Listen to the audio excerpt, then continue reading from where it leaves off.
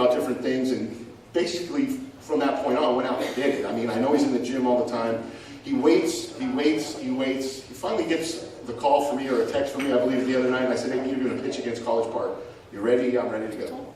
Well, he goes out, pitches brilliantly for 4 innings, which was way more than we thought he would get, especially not getting the repetitions all year long. Got us a solid W, and and I got a text from his dad about that made his day, blah blah blah. But the thing about it is it made our day, because what it shows is the reason why we kept him is a solid premise that we feel that he's going to be one of our best pitchers next year. And so we were in a situation on Tuesday, a pretty big game, obviously win or go home, and Walker went out and did a brilliant job for 6+ innings, and he kind of ran out of gas.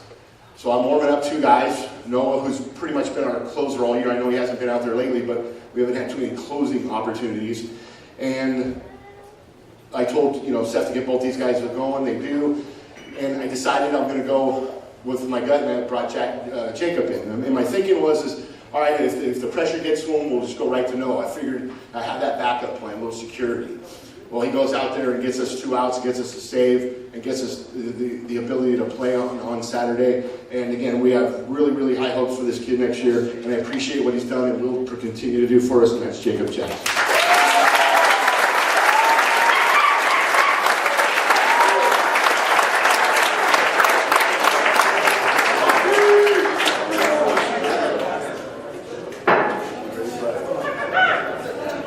We've got another Jackson who isn't here, Julian. Last year we kind of approached him about being a bullpen catcher. He said, hey, whatever I need to do. He got some opportunities early on where he got off to a hot start. Didn't get probably the playing time that he liked, but he served a huge role for us. He did everything we've asked him to do. He's constantly, got the gear on, warming our guys up, and we're definitely going to miss him. He's going to be playing baseball in Texas somewhere next year, but I appreciate Julian Jackson as well.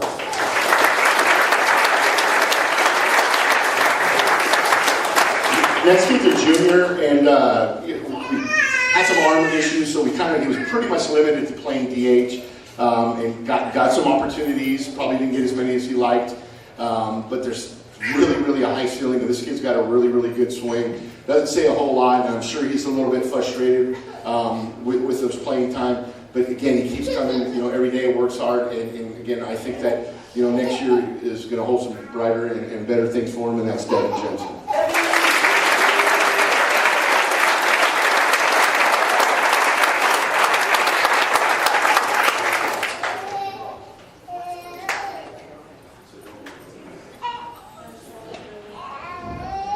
Okay, last year I watched this guy pitch for JV, and the JV staff was really high on him, and I went down and I watched him, and he's got these quirky things flying off from every which way, and I'm like, wait, he's got a nice changeup. Well, we could use that.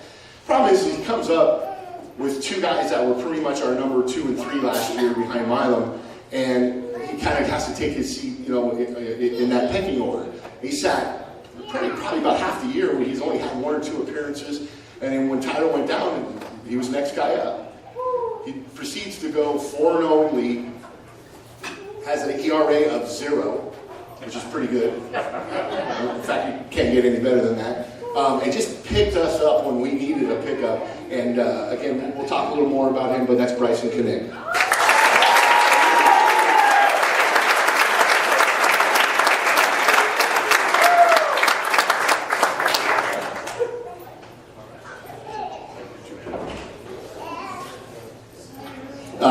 Our third baseman, this guy, we took our first infield, and we knew what we had at short, we knew what we had at second, but we had no idea what we were going to do at first and third. And after about the first 5 minutes of infield, Seth and I both looked at each other and said, all right, we got a third baseman now. Can we get the guy to hit? And so we knew defensively he was going to be there. And right out of the gate, the kid just hit the ball pretty much all year. He had a little streak where he would try to lift a little bit here and there, but for the most part, he's probably been one of our most consistent hitters as far as going into major deep slumps where we were striking out, and that he did that very little. But the defense that he brings to the table, we were batting him in the 4 spot. I feel really good about his future next year, and I hope he has a great summer. Get some college coaches looking at him, and that's Stephen Murphy.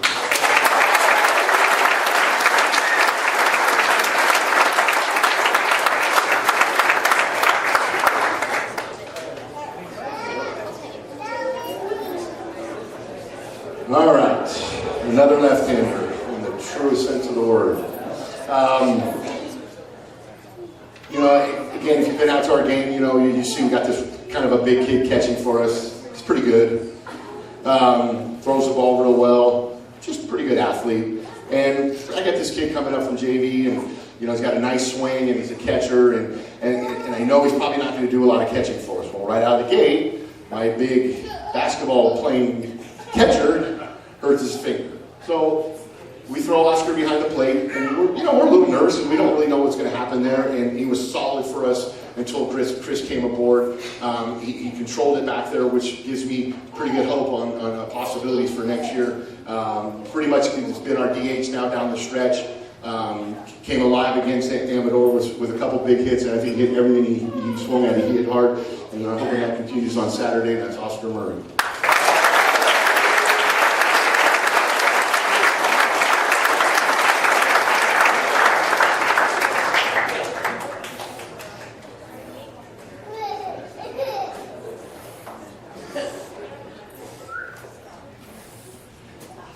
Okay, I'm not going to lie, I just have to ask Seth how to pronounce the kid's last name. Right, so but if it's wrong, it's because Seth said it. Again, this is a junior. He's a pitcher pretty much for us. Had some success early on and didn't really get a whole lot of time, and then he's kind of been, up and down, but which is expected for a kid who's not getting a ton of innings out there. So I'm really hoping that he, puts in a little time this summer, gets a little stronger, because he's got a live arm and he's got exactly what colleges are looking for, and also fat high school coaches. So next year, we're really, really looking for big things out of Ryan Nabas.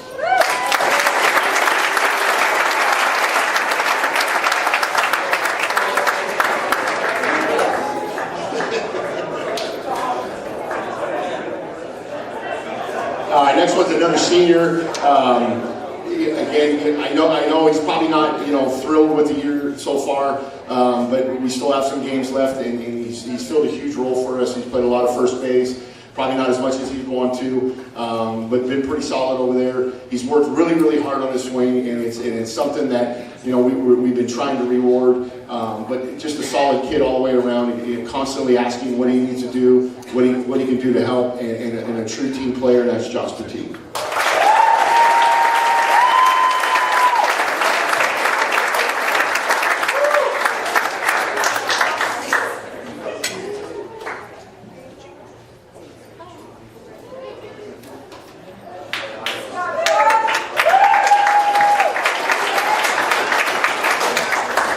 This next junior, an outfielder for us, been splitting time. Again, probably a kid who's played a lot all his life and had to kind of adjust to a sometimes starting, sometimes not starting role. Pretty much has done everything we've asked him to do. He's got some wheels, which comes in handy every once in a while.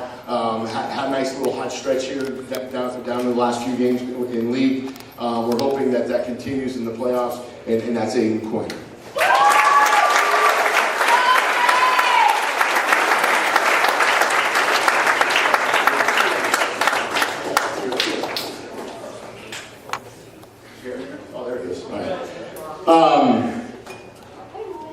What can you say about Haku? Stand up, Haku. Play that hit. Come on.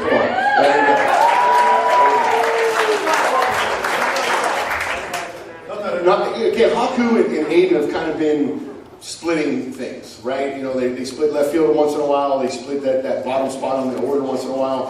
What they both bring is their passion for the game. And when Aidan is in the game or not in the game, you hear Aidan. When Haku is in the game or not in the game, you hear Haku all day long. Sometimes too much. But I don't remember what game it was, but I remember him stealing a base, and then another pass ball came by, he slid into home. He jumped up, basically to the stars, and it was 1-1. And I'm thinking, wow, we get this enthusiasm all year, we're going to be pretty good with this guy. And again, I know he didn't get the time that he wanted, but he filled a huge role, and he's still going to continue to fill a huge role, and that's Haku Rowell.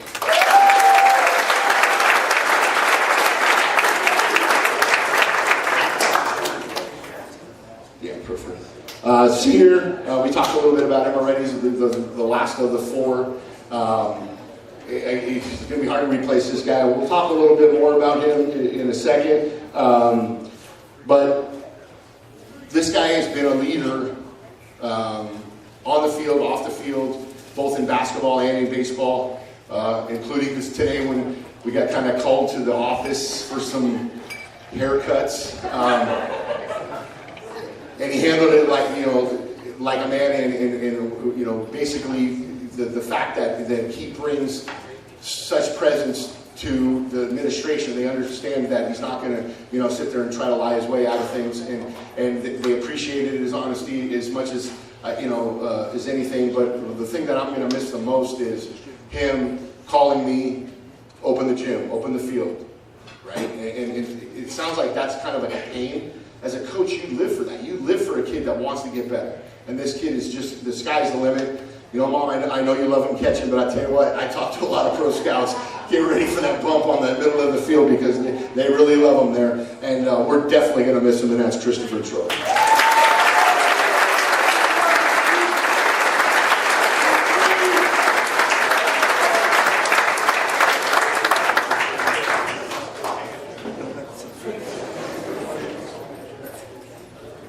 All right, this next one, kind of a little of a sentimental one for me because I've known him since he was this high. His dad was a pitching coach for me early on.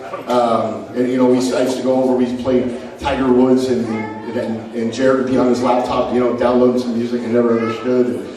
And just kind of wherever we went, he was there. And the kid loves the game of baseball, and he's persevered. I know again, we talked about Max, he didn't get a lot of playing time. He's going to continue to go on and play at the next level. But I tell you, he's never once came to me and complained about lack of playing time. Anytime we had inter squad and we went out and said, hey, we need you to pitch a little bit, we're the same with Max and a couple other guys. He went out there, did the best he could for as long as he could. And we're definitely going to miss his character, and that's Jerod Warren.